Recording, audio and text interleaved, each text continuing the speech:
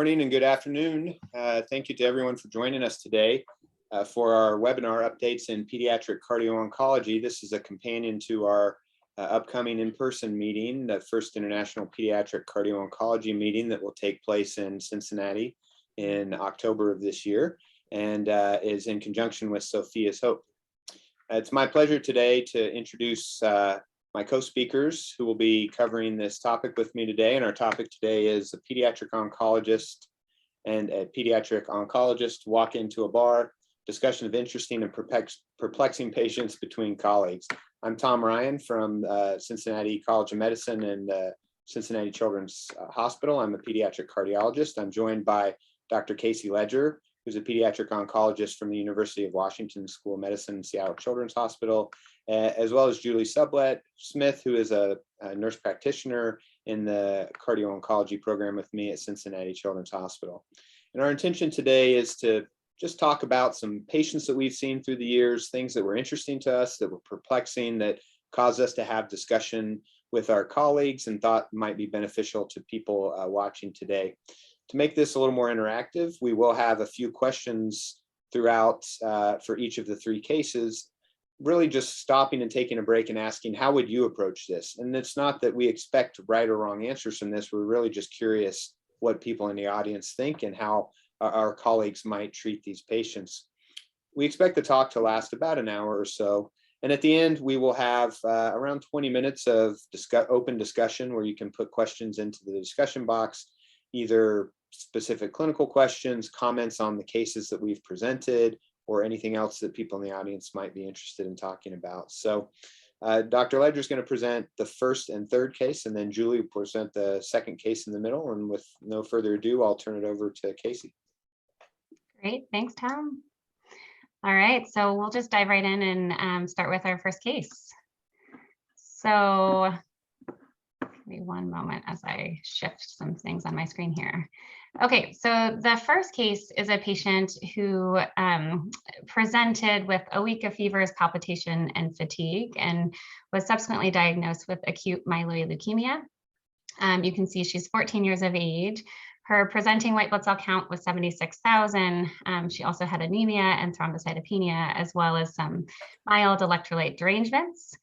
Her baseline cardiac assessments showed normal cardiac function with an ejection fraction of 63%, a global longitudinal strain of -20%, though her echo did show that she had frequent ectopic beats.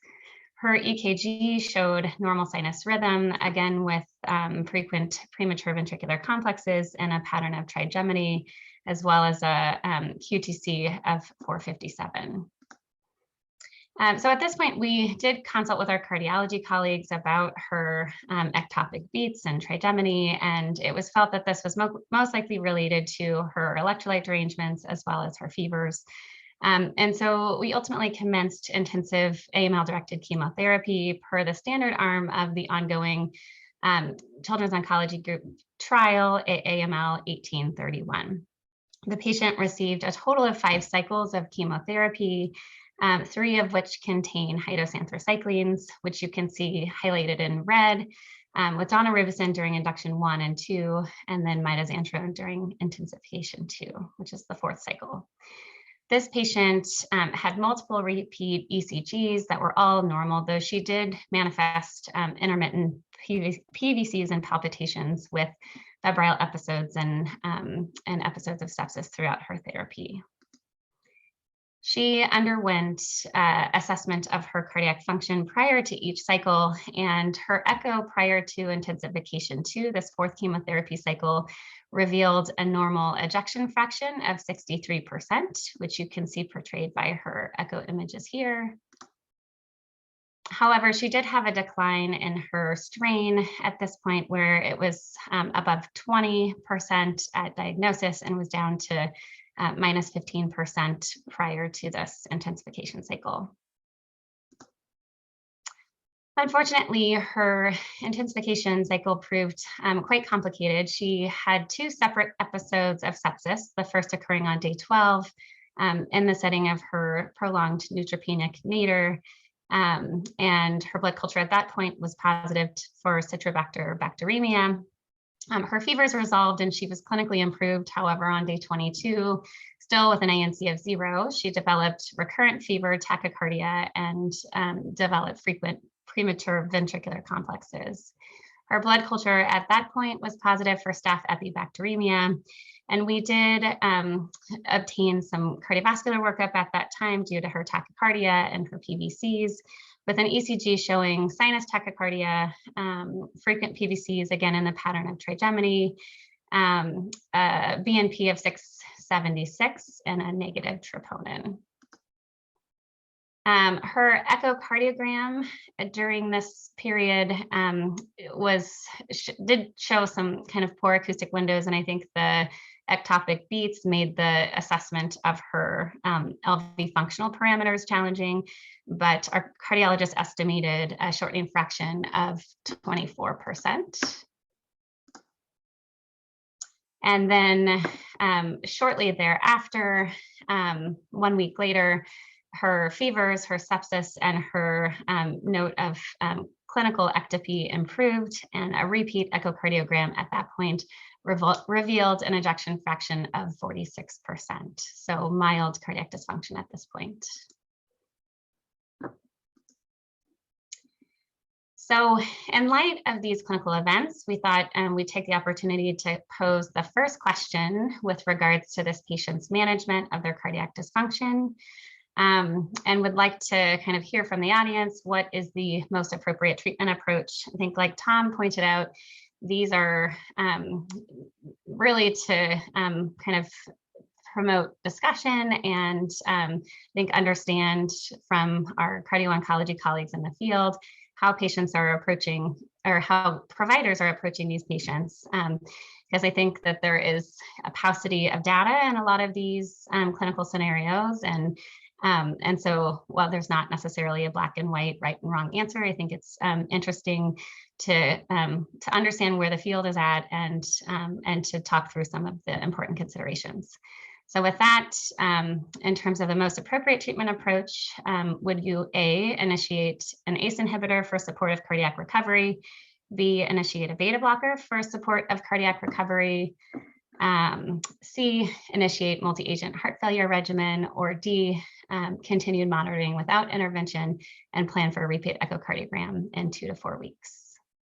And so I believe you should all be seeing some poll questions pop up in your chat or on your screen. So if you guys could go ahead and respond to those, we're going to spend a few minutes allowing you guys to submit your polling answer, and then I'll go on to the next question. And then we're going to review some background slides and then circle back and try to understand from the audience where you guys are at with respect to your management.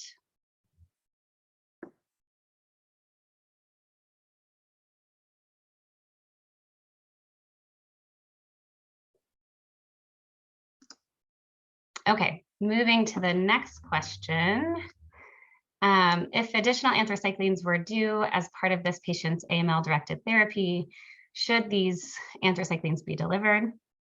A, no, this patient has demonstrated vulnerability to cardiac toxicity. Therefore, we would omit further anthracycline therapy regardless of subsequent EF recovery. B, yes, but only if the cardiac function recovered to an EF above 50% prior to the subsequent cycle. Or C, yes, but only if the cardiac function recovered to an EF above 55%. Or D, yes, anthracycline should be continued in the absence of clinical signs of heart failure. And again, I'll give you a minute to respond to this question.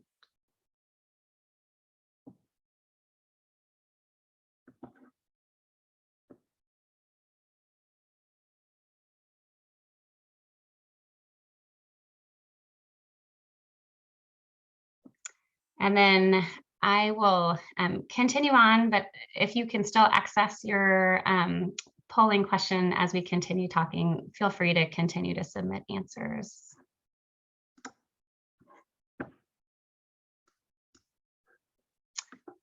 And now several questions that I wanted to pose here that we won't be actually polling the audience, but I think will be interesting to consider is first, if cardiac-directed medications were initiated, for what duration would we continue? Would these go through kind of the duration of her chemotherapy? Will we continue these throughout her survivorship? And if so, for how long?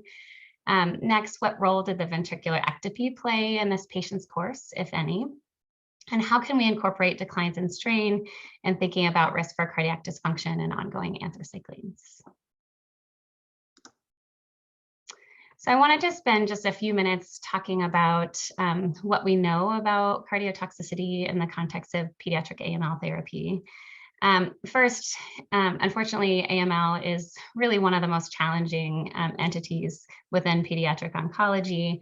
Our cure rates are suboptimal at around 50 to 60%. And this is with delivery of very high intensity therapy, including high doses of anthracycline, which when you account for the higher than, I think, previously recognized cardiotoxic equivalents of mitoxantrone, we're delivering more than 500 milligrams per meter squared in a subset of these AML patients. With this high intensity therapy, there's a prolonged neutropenic nadir where patients are in the hospital and experiencing frequent infectious complications, with most of the patients experiencing sepsis. And in this setting, we're seeing striking rates of early left ventricular systolic dysfunction, which I think is really only been recently recognized. That much of the field in pediatric cardiomyopathy related to anthracycline has focused on the kind of long-term follow-up survivorship setting. And the Children's Oncology Group in the last couple of years has really shed a lot of insight on the impact of this intensive AML therapy on early cardiac function. The last two phase 3 trials, AAML 0531 and AAML 1031, each enrolled more than 1,000 pediatric patients with AML. And there was a very kind of strong emphasis on cardiac monitoring on these trials, with patients receiving or undergoing surveillance echoes prior to each cycle and at the end of therapy and in follow-up. And with cardiac adverse event reporting, and then in the second trial, AML 1031, even requiring submission of ejection fraction measurements, we've found that there was a 11% incidence of significant cardiac dysfunction, and this was defined as a threshold of an ejection fraction below 50% or a shortening fraction below 24%. So up to 11% of patients experienced this degree of cardiac dysfunction during therapy, and this increased to 20% within 3 to 5% of follow-up. And while I think we don't exactly understand the significance long-term in terms of cardiac function of these kind of transient declines that we're seeing during therapy, we do know that patients who experienced LVSD or left ventricular systolic dysfunction during therapy had a 12-fold increased risk for recurrent or persistent cardiac dysfunction during the 3 to 5 year follow-up. I think what was really striking and actually surprising from these studies is that an analysis in the older trial, AAML 0531, that looked at the implications of left ventricular systolic dysfunction on leukemia survival, showed a really striking decrement in both event-free as well as overall survival, with about 15% decrement in patients who experienced cardiac dysfunction as compared to those who did not. And in further analysis, this was related both to relapse and non-relapse mortality. And while the study did not collect anthracycline dose modification, the protocol did dictate that anthracycline should be held if the EF fell to the abnormal range. And so we suspect that at least a partial contributor to this survival decrement is incomplete delivery of anthracyclines. So I think with these trials, the AML community is really recognizing the importance of cardiotoxicity and cardioprotection. And I think that the most kind of established method for cardioprotection is primary cardioprotection with desresoxane. This audience is probably well familiar with this agent, which functions through its impact on topoisomerase, where it reduced the myocardial DNA damage, ROS species, production of mitochondrial dysfunction induced by anthracyclines. Desrazoxane is FDA approved in metastatic breast cancer and has an orphan designation in pediatric cardiomyopathy prevention from anthracyclines, though its historic use has been very limited, second to concerns about secondary malignant neoplasms that were raised looking at some of the trials of Hodgkin's lymphoma in the 90s, though there's been subsequent longer term follow-up looking at these same trials and kind of across different cohorts of patients that really, I think, have reassured the field against this significant risk for higher late mortality or second malignant neoplasms. The Children's Oncology Group did an analysis of the impact of desrazoxane within the context of one of the phase 3 trials I just talked about, AML 1031. And on this trial, desrazoxane was delivered at the kind of discretion of the treating provider, so determined kind of by institutional practice. And only about 10% of patients received desrazoxane prophylactically. And you can see that the patients who received desrazoxane, so those consistently exposed, which is denoted in this column here, had a significant reduction in cardiac dysfunction, with 10.9% of patients experiencing that grade 2 LVSD, which we talked about. So that's an EF of less than 50% or shortening fraction of less than 24%. And that was significantly reduced compared to 23% of patients who were not exposed to desrazoxane. And importantly, there is no difference in non-cardiac toxicity, and the event-free and overall survival were similar. And so with this data, and I think the reassuring data against second malignant neoplasms, the AML community has really adopted desrazoxane as standard of care in anthracycline-containing chemotherapy. So this slide and figure shows kind of the conceptual framework of approaching AML therapy, where the delicate balance between cure and cardioprotection is really an important consideration. So starting with primary cardioprotection, the use of desrazoxane, as we just discussed, and now the sort of investigational use of liposomal anthracyclines, which is under investigation in a current COG trial. And with primary cardioprotection, we can limit cardiotoxicity that will allow us to more completely deliver anthracyclines in effort to maximize cure and contribute to less cardiotoxicity long term. On the other side of this, unfortunately, we know that the primary cardioprotection won't completely prevent any cardiac damage. And so with that, cardiac monitoring is critical. In cases where an ejection fraction is observed, it may be necessary to interrupt or even modify the chemotherapy regimen, but this should be done with caution as it may negatively impact cure. Alternatively or concurrently, we can consider early initiation of cardiac remodeling medications, which will not only support cardiac recovery, but may also allow resumption or continuation of anthracycline delivery.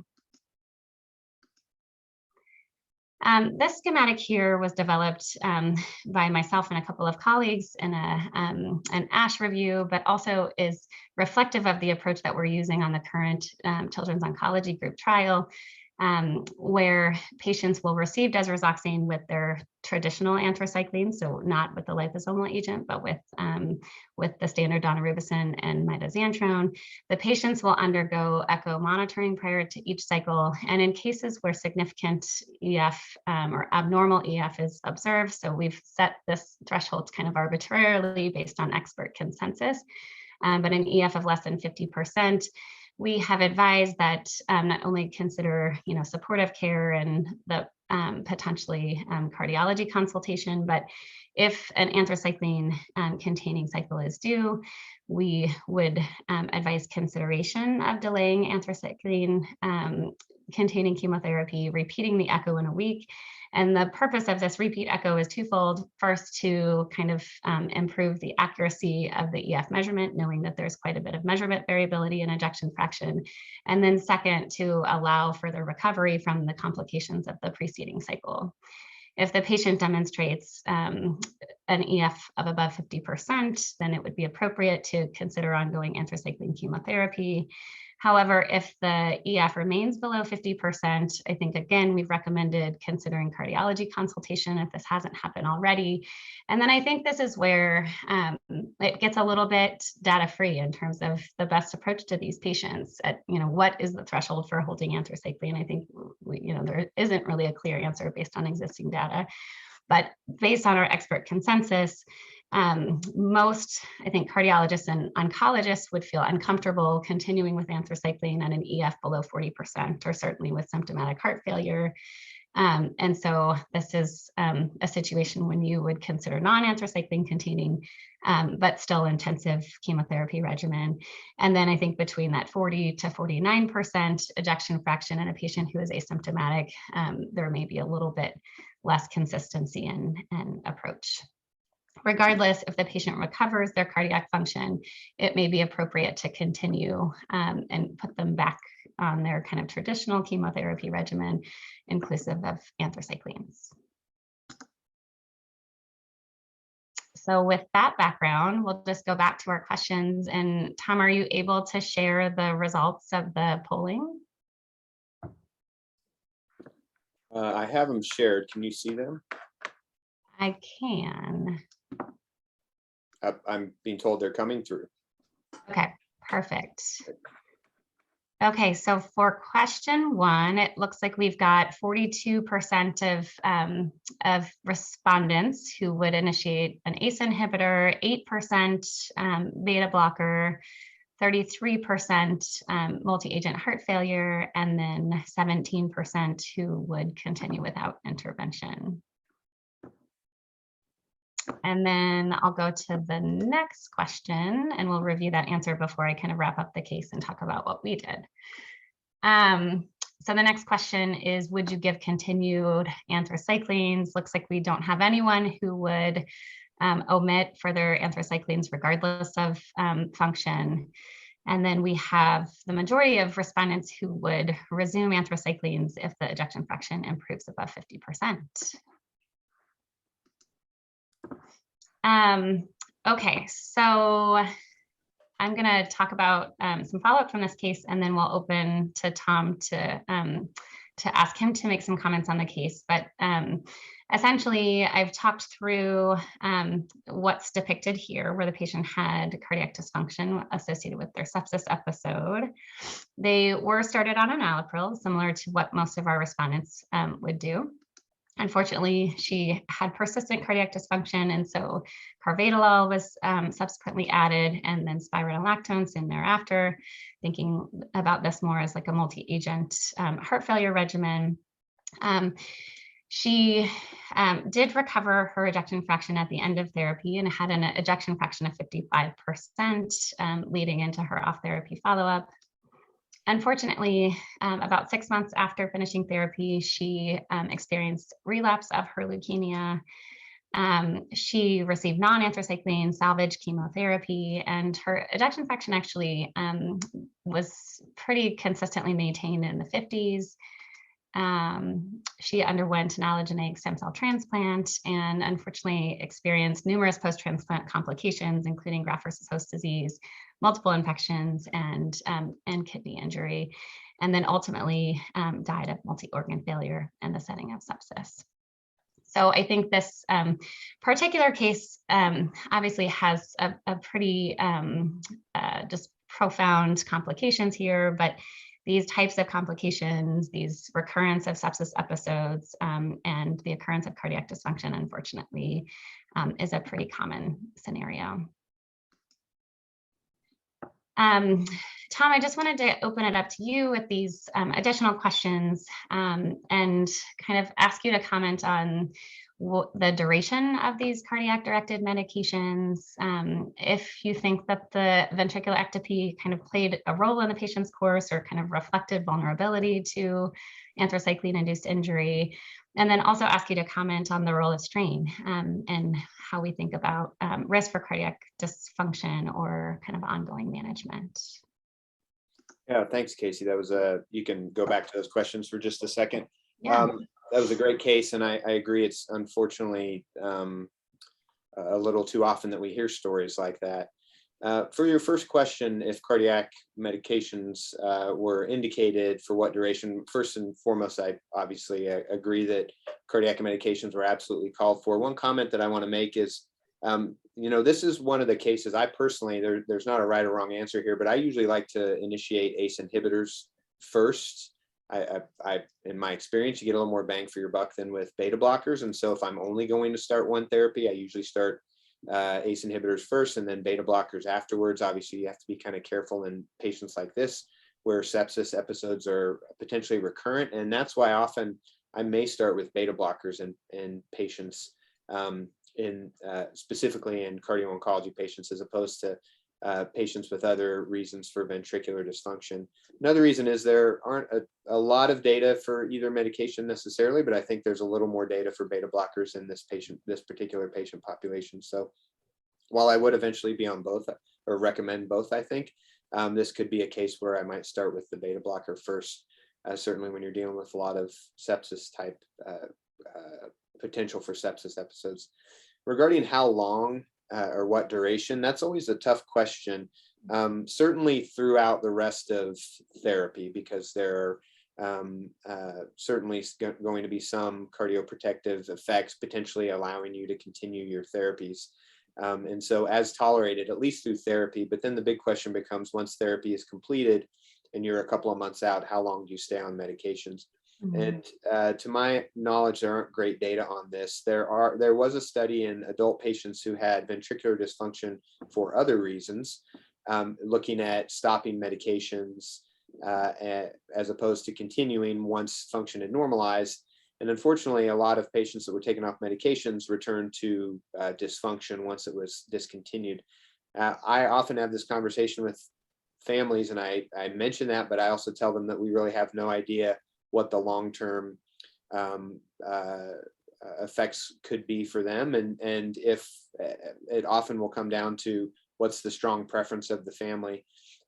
If they really are the type of family that wants to be as conservative as possible and stay on meds as long as they're not a problem, as opposed to someone who might say, I don't want my child on meds, or I don't want to be on meds. I'm always willing to trial off, but to watch very closely with follow-up echoes in the short term. Regarding the ventricular ectopy, I think that I see it more as a consequence of what's going on as opposed to a cause of the dysfunction. There's no question that if you have a lot of ectopy for an extended period of time, that could certainly affect the function. But these rapid changes that you saw and improvements, I'm not sure that that's the explanation.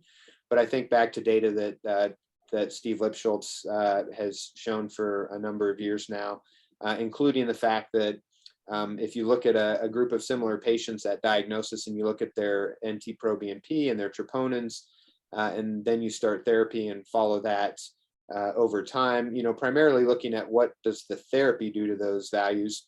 But if you look right at the beginning when patients first start treatment, they already have elevated troponins and BNPs that improve a little bit once treatment is started. And I think that's in part because of just the inflammatory milieu of someone who's sick. And so from that respect, it could be that this was just a response to the patient being sick to begin with. But as we'll talk about in a later case, we don't often do much in the way of screening for arrhythmias much beyond an ECG before someone starts therapy. Then lastly, the question of strain is one that comes up a lot. Strain obviously has been around for the last couple of decades and has shown in adult patients that it can predict eventual decreases in ejection fraction. The data have not been there for pediatric patients as much. This patient had a clearly low longitudinal strain at -15%. Right around the time, at least to my understanding of the case, that she developed sepsis and then eventually a decreased EF. So should cardiac meds have been initiated at the time of the decrease in strain as opposed to waiting for the decrease in EF?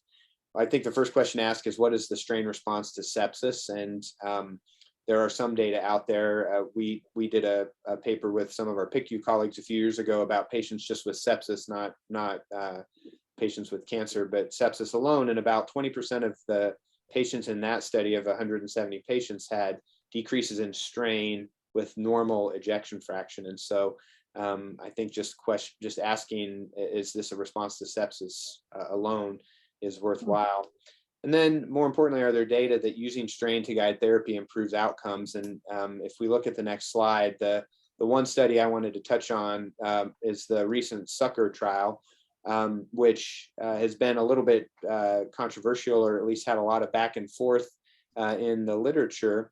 And in this trial of adult patients, they took patients who had high risk to develop cardiotoxicity. So either they were going to have anthracyclines plus trastuzumab, high dose anthracyclines, a few other things that would tend to set them up for potential cardiotoxicity, and then surveilled them either with an ejection fraction cutoff, a strain cutoff, or there were the patients, of course, who never developed either of those. And their central illustration here from the Jack article shows that if you used ejection fraction as your reason to start cardioprotective therapy, and in this case that meant ACE inhibitors and beta blockers, and then looked at 1 year follow-up, the patients who for whom ejection fraction was used as the reason to start therapies, 1 year later, 2/3 of them had abnormal ejection fraction as opposed to 1/3 who normalized. Whereas if you used strain for that same purpose, it was the opposite. 2/3 more or less had normal EF at 1 year, and 1/3 or a little more had abnormal EF. And that matched or mirrored the patients who had a normal response or never had any strain or any screening that was abnormal. So by this, you would say, oh, well, we really should use strain because we're going to treat more patients and have better outcomes in the long term. But if you will click for me, Casey, the actual primary endpoint of the study was what's the change in EF between the groups, period, not the ones that developed dysfunction by whatever cutoff, just what was for the patients who were monitored by EF, those who both started function and didn't, started therapy and didn't, and then the strain group. And the group change in EF was virtually the same. That was not statistically significantly different. And importantly, more patients were started on therapy for the strain group than for the EF group. So you have to consider what that might do in the long run. These are well-tolerated meds, but they still will have side effects, and you'll have a patient who's on meds that you have to decide if they're going to be on it forever. And probably more importantly, about double the number of patients, very small numbers here, single digits, but about double the number of patients were stopped or had their chemotherapy modified in the strain group as compared to the EF group. And so the people who have led the group saying that this probably isn't necessarily the best thing to use have wondered if strain is just overcalling it. And that could be the case. That could be the reason that strain looks the same as patients who had this so-called normal response during surveillance. In other words, maybe they didn't really need therapy. Maybe it was an overcall. So I'm not falling one side or the other, only to say that I personally don't make decisions based on strain alone. Sometimes I might use it to augment, or if there's a very questionable borderline case. But I personally am not using strain alone to make therapeutic decisions. So. That's great, Tom. And I will say that I think the practice here in Seattle is very similar in terms of using it as an adjunct, but not necessarily making treatment decisions off strain alone. And I know we are getting a few comments in the echo. I'm sorry, in the echo. Tom, a cardiologist. We're getting a few comments in the Q&A, and we will definitely address those at the end of the talk. We want to just make sure we get through all three cases, but I appreciate the folks who have been putting in questions, and we will get to those. So now I'd like to turn over to Julie Sublett, who's again a nurse practitioner here at Cincinnati Children's that I get to work with in our cardio-oncology clinic to present case 2. Great, thanks, Tom. So our next patient was a 17-year-old who presented in 2019 with headaches and vomiting. His MRI demonstrated a leptomeningeal enhancement and hydrocephalus without a mass. He underwent biopsy and a VP shunt and was ultimately diagnosed with leptomeningeal melanocytosis with suspected CSF involvement and abdominal omental involvement. So he was actually started on MEK inhibitor therapy. So he was initially started on trametinib for about 4 months and was doing well, but this was stopped due to some dermatologic side effects with acne and paronychia. He was then transitioned to everolimus for several months, but this was stopped due to he had a sudden loss of vision and then also worsening leptomeningeal enhancement on his MRI. He underwent craniospinal radiation and was then ultimately transitioned to vemurafenib, which was discontinued due to new findings on his MRI leptomeningeal enhancement throughout and several nodular foci in the brain and spine. So he was finally transitioned to selumetinib for 4 months, and then he presented to cardiology after his initial screening echo on selumetinib showed ventricular dysfunction, and he had previously had normal ventricular function prior to starting selumetinib therapy. So therapy was held and he was seen in our clinic. And at that time, being off therapy, his function returned to normal with an ejection fraction of 62%. So our questions for the group are, what would you do with this patient? Would you find a new therapeutic agent? Would you restart selumetinib at a lower dose versus the full dose and continue to monitor if echo remains normal? Would you restart selumetinib lower versus full dose and continue if echo shows no worse than mild dysfunction, or start cardiac remodeling therapies, an ACE inhibitor, beta blocker, spironolactone, and restart the selumetinib and follow with echo? All right, thanks. And we'll leave this up for just a few minutes here so people can get a chance to think it through and respond to it.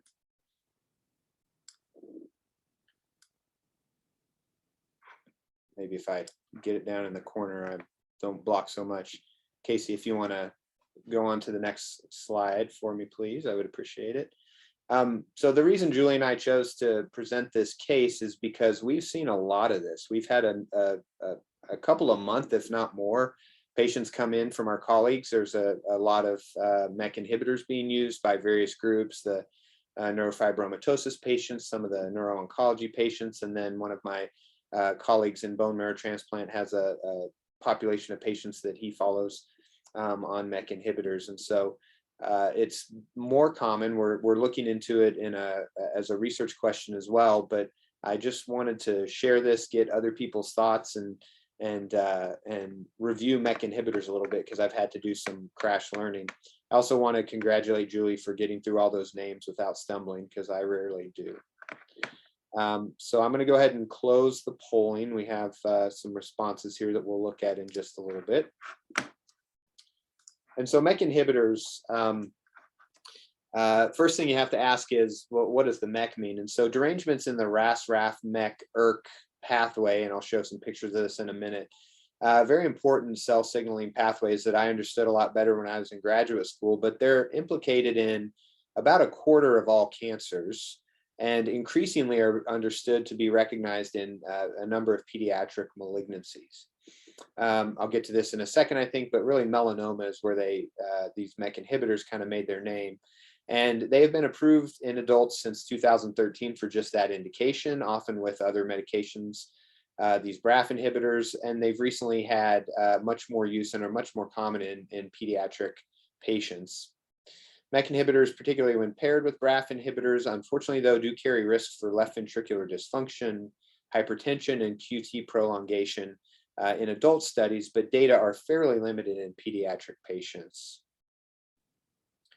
So as I promised, I'd show some signaling pathways, and this is the RAS-MEK-ERK pathway and how MEK1/2 inhibition interacts with it. So on the left, on screen left, you see there's some cellular receptor that a growth factor or an extracellular signaling molecule interacts with, and then it activates these membrane pathways that ultimately connect with the RAS, RAF, MEK, ERK pathway through lots of phosphorylation events. They're primarily kinases. That's what the K stands for. They put phosphate groups on things and activate them or deactivate them. ERK can then go back and inhibit or interact with the RAF pathway. Lots of modulation, self-modulation, modulation up and down the stream. But what they do is interact with cytosolic substrates, nuclear substrates, and turn on important transcription factors or important proteins, other signaling or other signaling pathways. And on screen right, you can see that these various MIBs that we deal with, selumetinib, in example 1, can interact at some point along that pathway. So selumetinib, for instance, has an effect on the ERK feedback to the RAF, to CRAF. And then trametinib actually interacts both at MEK and ERK pathways. And so when you interfere with these, you interfere with the kind of derailment that cancer has already been taking advantage of. So MEK inhibitors, now we're talking about the inhibitors of these pathways. What is their role in cardiotoxicity? As I mentioned, there's potential for hypertension, QT prolongation, and and ventricular dysfunction. Won't talk much about the QT prolongation because everything can prolong the QT, so it's kind of hard to focus in on. But in terms of what are they doing within the cell for those other two pathways? Well, if we're thinking about the hypertension aspect of it, when you have these MEK inhibitors and sometimes the BRAF inhibitors, as is shown here, you can change certain signaling molecules within cells. Work done in melanoma cells shows that an increase in the signal CD47 then interferes with standard eNOS nitric oxide pathways, such that it decreases the amount of nitric oxide in a cell. And if we look at the next slide, you can see that that will affect not only the endothelial cells, as was shown in the prior slide, but also vascular smooth muscle cells, so that you get endothelial dysfunction, vasoconstriction, leading to hypertension. In the next slide, we see that the pathway for some of the ventricular dysfunction might be through apoptosis. And that's because not only does when you use MEK inhibitors, can you alter the mitochondrial membrane permeability to increase calcium load and cause mitochondrial dysfunction, but you can also affect other signaling pathways such as the GSK3 beta. You also can downregulate certain anti-apoptotic pathways that then allow an increase in apoptosis, so that you might have ventricular dysfunction from that. But again, these medications, despite having some of these potential side effects, have shown some really important activity, beneficial activity in things like neurofibromatosis or inoperable neurofibromas for selumetinib and trametinib, also showing in NF1 the ability to really make a big difference in these patients. And we've seen some patients who are really benefiting from these medications. So when they come to see us, it's the strong preference of their oncologists or their other providers to keep them on the meds if possible. These studies in kids look a little bit at cardiac or cardiotoxicities, but there's not much that's reported. Very recently, however, earlier this year, a group from Los Angeles has published on their somewhat limited but still important experience with MEK inhibitors in pediatric patients.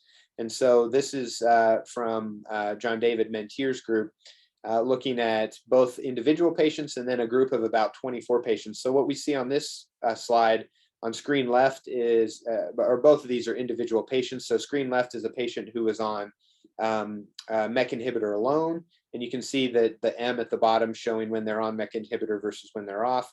They were tolerating it for some period of time and then had a dip in, that's EF on top, shortening fraction on the bottom.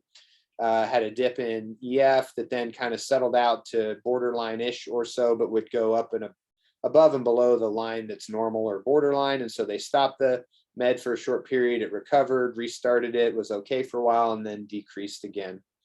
On screen right, that's a patient who's on a MEK inhibitor and a BRAF inhibitor.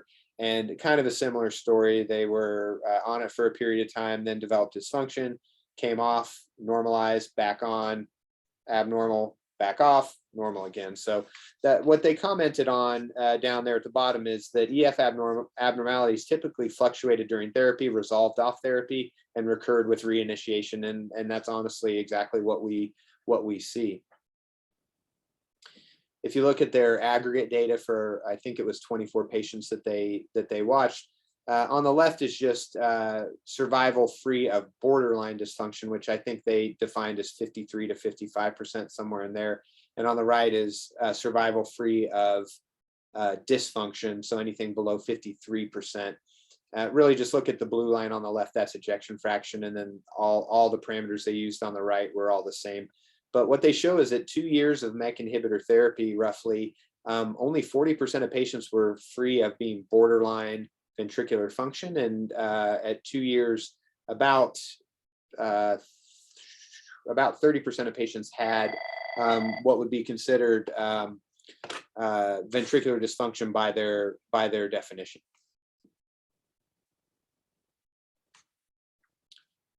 But interestingly, some people may know this, certainly the cardiologists on the watching this might be familiar with this, but these MEK inhibitors have some positive role in certain cardiac conditions as well, particularly in Noonan syndrome. So first, there was a mouse model of Noonan syndrome that showed that some of these inhibitors could actually ameliorate the ventricular hypertrophy that's seen in that model. And more recently in actual patient cases, the HCM that's associated with Noonan syndrome can be treated by MEK inhibition, and you can see some impressive resolution of that. And we have a handful of patients here at Cincinnati Children's that have benefited from similar treatment. They have to have a specific activating mutations of the pathway, but it's impressive. So getting back to our question, I think I saw a pretty strong agreement in what people would do. So a couple of people said that they would restart selumetinib at either a lower or the full dose and just continue it if echo remains normal. And then the remainder said they would start cardiac remodeling therapies and then restart the medication and follow with echo. And clearly those are both viable strategies. I mean, the data that were reported in the study I just reviewed said that that's what they see. You start, it goes down, you stop, it goes up. Sometimes that just happens once and you get lucky and they can tolerate it. For us, it kind of depends on how significantly depressed their function was. And if it's first time versus second time. And so we can look at what we actually did for this patient. So for him, because his ejection fraction was so significantly depressed, and the question might be, well, after 4 days, it was back to normal. Are you sure that wasn't his shortening fraction? And we did double check. Unfortunately, that echo was done at an outside hospital, but I talked to people who said that it was real. So we initiated him on low dose therapy because he, despite being a teenager, he ran pretty low blood pressure and low heart rate. And then we increased him slowly to try to get him to essentially our goals, which were 10 milligrams of lisinopril and 12.5 of carvedilol. And his selumetinib was continued at the full dose. Sometimes our partners will go back to like a 3/4 dose or so, but they put him back on the full because he was benefited from it. His echo a week later on full dose and on cardiac remodeling therapy looked good. Unfortunately for him, after titration of his meds, he ended up in an outside ED with very low blood pressure and heart rate that were not that different from his first visit to see us, but he was symptomatic, so we backed off his medications. He did transfer his care to another hospital because there was a trial that he was able to get in by being at that hospital, so we didn't have great regular follow-up with him, but in reviewing the chart, we did see that he was admitted a couple of months later for an optic neuritis. He was off his MEK at that time, and because his EF was normal, he was discontinued on his remodeling therapies. But I think at this point I've said this, our anecdotal experience really has been that patients cycle between normal and mild to moderate dysfunction when on or off therapy, with some becoming more even closer to severe dysfunction. sometimes early in the course, this comes up, and sometimes they've been on it for months or even longer. But we have taken the approach that if their function is, certainly if it's 45% or below, or depending on how important this medication might be to the patient, we have a pretty low threshold to just go ahead and start remodeling therapies, watch their renal function closely, watch their potassium, and get frequent echoes. And so it anecdotally has helped several patients stay on their therapies, but of course I don't have a control group of patients who weren't started on remodeling therapy to know. And these are the type of data that may be elusive just because of the tricky nature of those types of studies. Tom, I noticed you talked about the potential of starting at a lower dose of the MEK inhibitor. What do we know about the dose dependency of cardiotoxicity? That's a great question, Casey. I don't know that a whole lot is known for sure. One thing I can say is we're pulling together our experience here, and we are fortunate in a sense that we have a group of patients that by nature of the reason they need MEK inhibitors are on a lower dose. And what we hope to sort out is whether the cardiotoxicity is present at a similar rate in those patients as to others. We've had a few patients that were put back on a half or a 3/4 dose and seemed to tolerate it well. But then again, when they went up in dose, they generally, if they were going to tolerate it, they tolerated it. So I'm not sure I know the answer for to be certain. I'd love it if in the discussion afterwards, if someone has information input on that, I'd love to hear that. Yeah, that'd be great. I know these are kind of early days with MEK inhibitors, but based on the data that's there so far and with what you presented with potential molecular pathways of cardiac injury, do you anticipate that, it seems like these are very recoverable drops in ejection fraction with stopping therapy, but do we think this would have any long-term implications on cardiac function after the drug is stopped? Yeah, I don't get that impression. I wouldn't. I don't think that there's cardiac injury that's happening as much as it's just dysregulated pathways that can't function optimally. And that 4-day time course of someone who improved after 4 days is extreme, but it's pretty common to, after a week or two off of these meds, see someone right back to normal. So I just, my gut says that there's not going to be long-term, but that's what we need to follow because you can't go on gut alone. Yeah.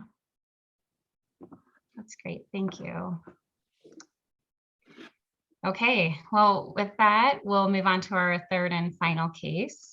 This is also a leukemia patient, but this adolescent patient has B-cell acute lymphoblastic leukemia. He presented with no significant past medical history and developed fevers and facial swelling.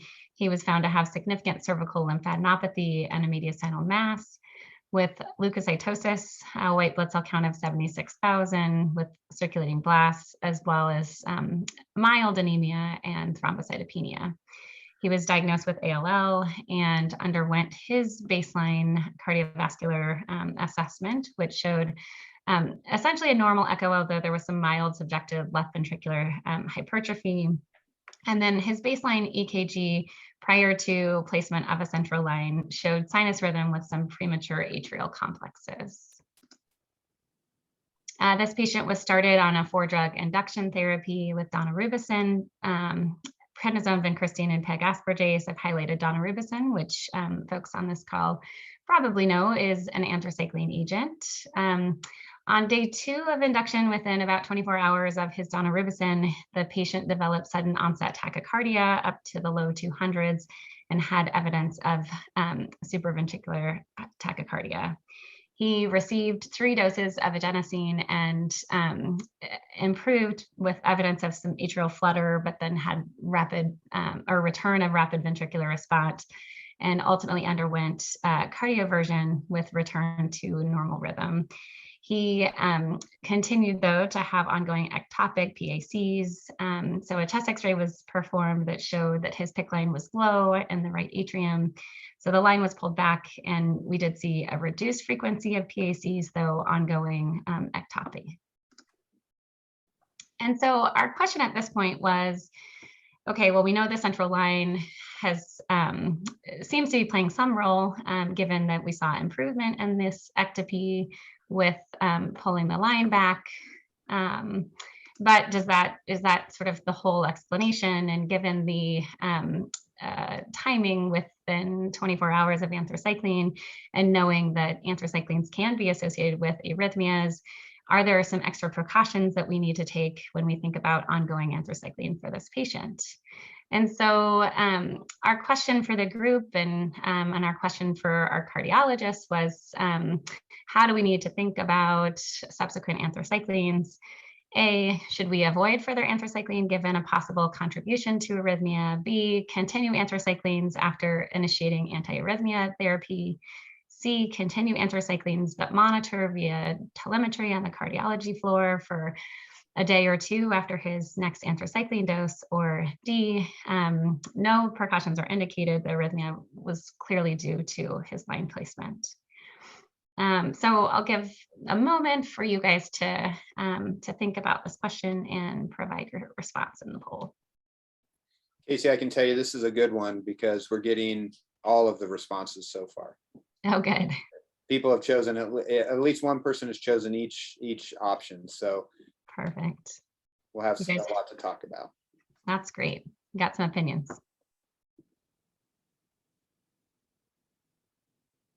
Okay, we'll continue submitting your answers, and I'm gonna talk just for a moment about what we know about the sort of antiarrhythmia propensity that can happen in the setting of anthracyclines. So I think while we know quite a bit about the impact of anthracyclines on LV function, I think there's the body of evidence about the arrhythmias is much smaller. There's a number of preclinical studies and then also some case reports, case series that describe the arrhythmia seen in the setting of anthracycline therapy, both primary within hours of anthracyclines as well as secondary in the long term due to fibrosis and cardiomyopathy. And while clinically significant arrhythmias are rare and typically have been reported in adult patients, the occurrence of subclinical rhythm abnormalities are not uncommon, even in the pediatric population. One of the earliest case series describing this was published in Cancer in 1987, where 30 patients underwent Holter monitoring for a month after their doxorubicin. And in this study, they saw that 24% of patients had evidence of arrhythmia within 24 hours of the infusion, though these were subclinical, and the most common included frequent PVCs. Other case series have since been published and describe a wide variety of rhythm abnormalities. For example, the table in the lower left, you can see that the row describing the arrhythmias published with anthracyclines, there's quite a few that have multiple plus marks indicating that they're quite common. And there's a variety of different types of rhythm disturbances reported. The mechanisms of anthracycline-induced arrhythmias are hypothesized to be related to alterations in action potential morphology, transmembrane ionic currents, and calcium homeostasis, leading to abnormal automaticity, triggered activities, and reentrant circuits, all of which may predispose to the development of an arrhythmia.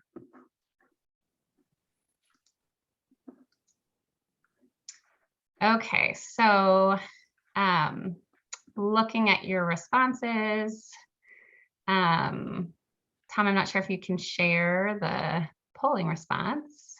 Should be coming through. Okay. All right, so I can, You got it?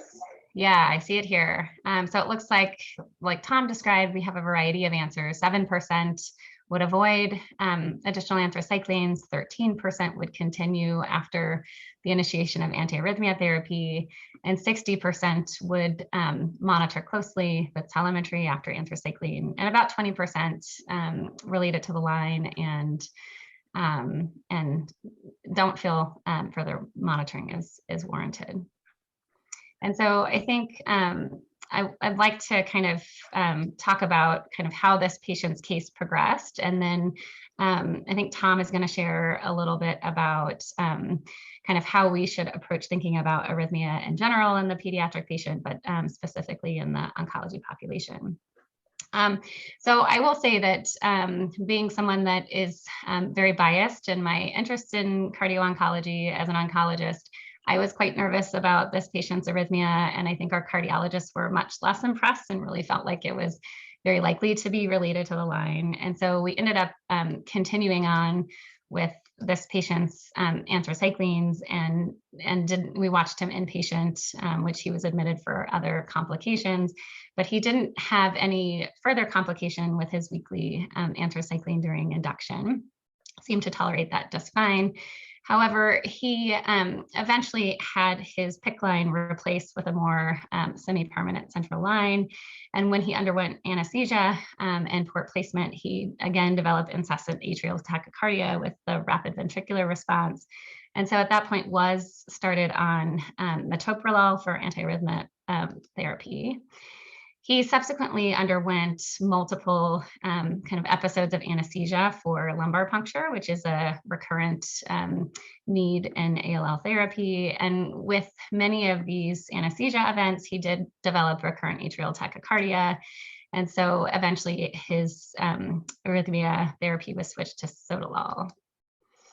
And despite that, his atrial tachycardia continued. And so eventually he underwent a catheter ablation.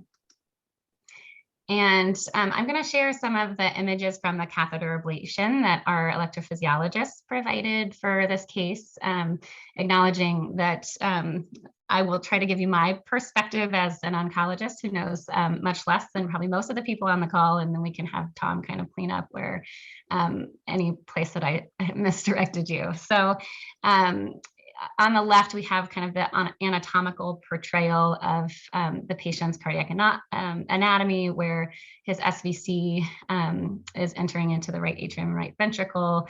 And then you can see the left atrium in the kind of posterior aspect. And they identified that there was they used intraoperative echo to identify the location of the port along the lateral wall of the SVC. And then on the next screen, oh, sorry guys, somehow went backwards. You can see that they did identify an ectopic focus that was actually separate from the location of the port, which you can see circled here along the wall of the SVC. And outside in the posterior left atrium, outside the left upper pulmonary vein, they identified an ectopic focus there. It sounds like this is not an uncommon location for an ectopic focus to arise. And even though it's in a completely different chamber, the left atrium to where the port was located, it's anatomically directly behind the SVC. So apparently these surface ectopic P waves looked like they were probably coming from the location of the line, which is why our cardiologists were really attributing this to the line placement. But they did report that during this case, the ectopic focus went silent for a while, and they were able to trigger it by delivering PACs from the right atrium, which supports the notion that the tip of the line didn't cause the aberrant activity, but that its presence may have unmasked the behavior of this ectopic focus. And so I think that this was a really good learning case for me. And I think Tom can really highlight how we can think about this. But I think, we certainly see a lot of patients who have central lines, and we'll frequently see some ectopy in those patients that are very much positional or seem to be line associated. But I think in a case like this where, we're seeing a lot of kind of more severe manifestations of arrhythmia and quite persistent, I think it certainly warrants a multidisciplinary collaboration and really thinking about how to best approach. But it turned out to be a very interesting case for us. Yeah, I love this case, Casey. I think it's great for a number of reasons. One is that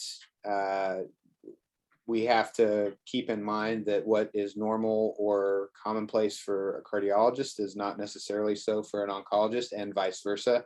I know I've called my fair share of consults for anemia that probably made people cringe.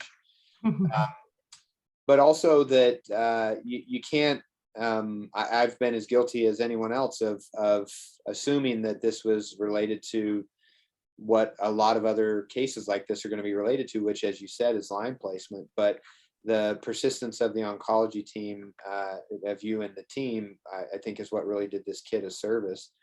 And we've all overlooked, or not overlooked, we've all seen similar cases that almost always ended up just to be line associated. But it's a great reminder that just because someone has cancer and is being treated for cancer doesn't mean they can't have this other diagnosis. And so in terms of cancer treatment induced arrhythmias, you showed reference to an article by Buza et al. That came out a couple of years ago. That's a really great review of just this topic. And in fact, I was happy to learn a lot from that particular article. So you can think of all of the different types of arrhythmias that might be possible in someone who's been treated for cancer. And it's the same as any list of arrhythmias, but just to remember, we can have sino-atrial node dysfunction, AFib, A-flutter, AV block, VT, VF, PVCs, PACs, bundle branch blocks, prolonged QTCs, ATAC, all the stuff that we see in patients for other reasons. Patients who are getting treatment for cancer can have as well. And it may be that it was something they already had, but most often it's going to be related to some aspect of their treatment, probably most commonly a line. I don't want to push down that particular diagnosis, but this article by Buza thinks about these CTIAs, as they call them, as either primary or secondary. And then I added this tertiary category just from my own processing here. But they consider a primary CTIA to be something to be from a drug that's disrupting some molecular pathway. We talked about some molecular pathways not long ago, but that directly stimulates some type of an arrhythmia, some type of a conduction abnormality. So that's the medication directly affecting important molecular pathways involved in rhythm management. Secondary is everything else, and most common by far. So damage to the heart from treatment, fibrosis, inflammation, radiation injury, surgical injury, all these things that can set up little micro reentrant circuits or areas of foci of irritation that are spots for atrial tachycardias, for instance. The arrhythmia is always secondary to something else in these cases.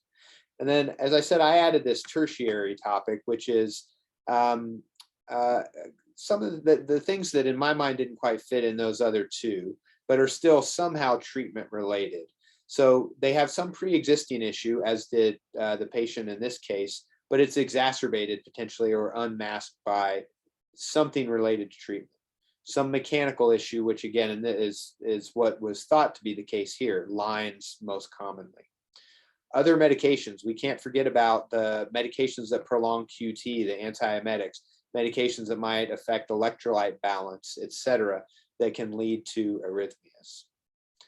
If we look at the next slide, this is directly from that Buza article, looking at either these direct effects on the heart by various medications. So myopericarditis there on the bottom, we're all familiar with checkpoint inhibitors and the myocarditis and ventricular arrhythmias that can happen with them. So these are direct effects on the heart. But the non-chemotherapeutic factors, we talked about some of those. They might have an underlying substrate for arrhythmia. They might have a surgical procedure that induces an arrhythmia, radiation injury, or other medications. Those would be secondary, and by my definition, these tertiary. Electrolyte disturbances, patients frequently have vomiting, diarrhea, drug-induced electrolyte imbalances. Effects on cardiac myocytes, these are going to be more of the primary ones, the medications that directly affect signaling pathways, and I would call those primaries. And then lastly, the direct cardiac involvement, which doesn't really go along with treatment per se, but is an important thing to consider. So primary cancer in the heart or directly affecting the heart, metastasis direct to the heart, directly affecting the heart, or cardiac amyloidosis, things that can lead to all sorts of rhythm disturbances, reentrant pathways, things like that. So I think the real key learning point here is not to forget the stress and strain that the heart can be under that can potentially lead to rhythm disturbances, but also that patients will sometimes just have these issues. Now in kids, it's not as much of an issue as adults, things like atrial fibrillation and having to decide how you're going to anticoagulate, for instance.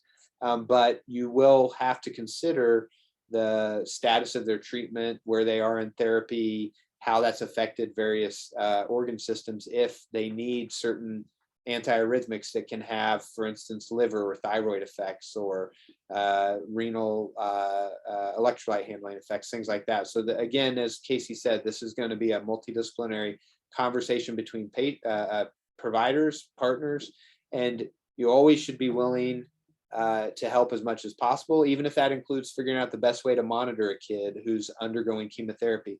Is it best to have them monitored more closely on the oncology unit, or is it best for them to get some of their treatment on the cardiology unit? And that's always going to have to be a one-on-one discussion. All right, well, that brings us to the end of our cases, and really want to thank Sophia's Hope, who's been a great partner with us all along during the planning of our meeting, during these webinars, Hart University for hosting these webinars, and Justin, who's been our tech guy today behind the scenes, keeping us all honest. Our respective institutions that support us,